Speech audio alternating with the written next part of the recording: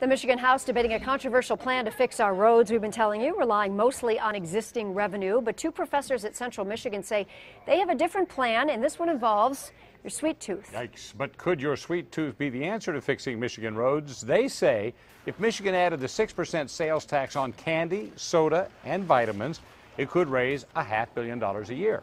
That's some serious money, and they're saying it could be a big part of a plan to find $1 billion for road funding to fix our roads. And joining us now, our professors, Philip Kinsel and Ed Wolford Jr.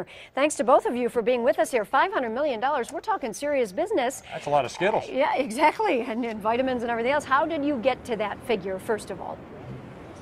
Well, about 20 years ago, the state legislature in Michigan did a study on this because they were looking at what kind of revenue taxing these items would bring in. Most other states that have sales taxes tax all three of these items.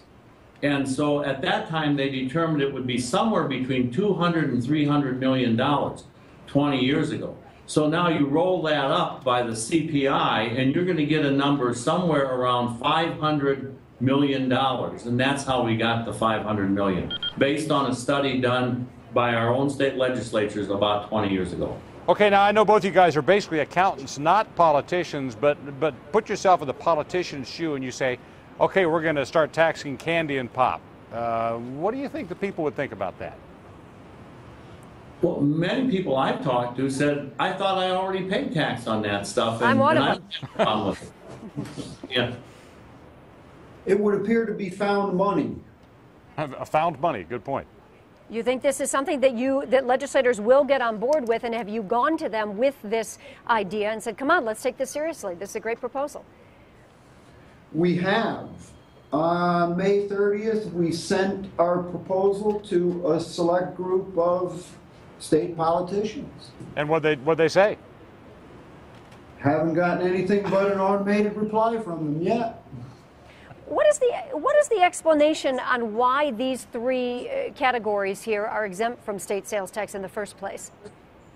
I think the idea is that they're food, but you know, they're a type of food that all other states tax anyway.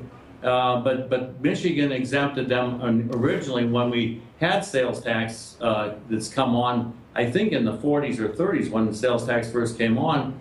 And then it was on everything. But once they exempted food in the 60s, I believe it was, these categories of purchases were classified as food. All right, well, filling potholes with Snickers. I think it's a brilliant idea there. Joining us now, Professors Philip Kinsel and Ed Wolford Jr. Thank you so much for your time.